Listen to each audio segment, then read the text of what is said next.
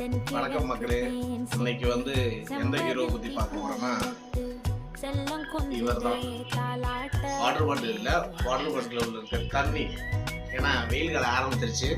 இன்னும் 3 மாசத்துக்கு இவங்க தான் நம்ம உடம்பை பயங்கரமா பாதுகாக்கிறவங்க. அதுவும் இல்லாம நம்ம வந்து தண்ணி அதிகமாக குடிச்சாலும் பிரச்சனை, தண்ணி கம்மியாக குடிச்சாலும் பிரச்சனை.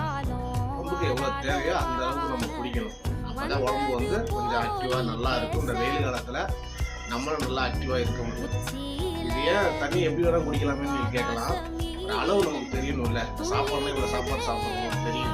பசி ஆயிடுச்சுனால தண்ணி அப்படி கிடையாது. இல்லை இங்கே பாருங்க 2000 ml போட்டிருக்கா.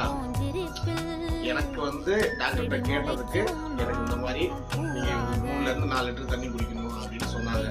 அதனால நமக்கு ஒரு அளவு தெரியணும்ல. அதனால கரெக்டாக தண்ணி குடிச்சிருக்கோம் அப்படின்ட்டு இதில் நான் ஃபுல் பண்ணிடுவேன் 2 லிட்டரு.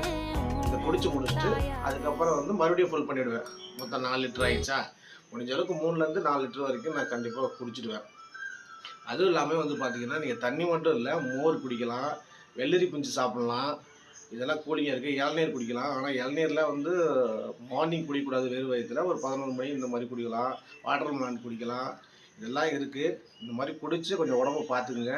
ஏன்னா இந்த வெயில் டைமில் வந்து இந்த அம்மாலாம் போடணும் அப்படின்லாம் சொல்கிறாங்க, சரிங்களா? அதனால் வெயில் காலத்தில் உடம்பை பாதுகாக்கிறது முக்கியமான விஷயம் தண்ணி, மோர் இதெல்லாம் இருக்குது. பார்த்துக்குங்க. இதெல்லாம் எங்களுக்கு தெரியும், விட்டு போகடா அப்படின்னு சொல்கிற மாதிரி தெரியுது. இருந்தாலும் நானும் ஏதோ சொல்லணும்ல அப்படிங்கிறதுக்காக சொல்லலை. இது உண்மையாக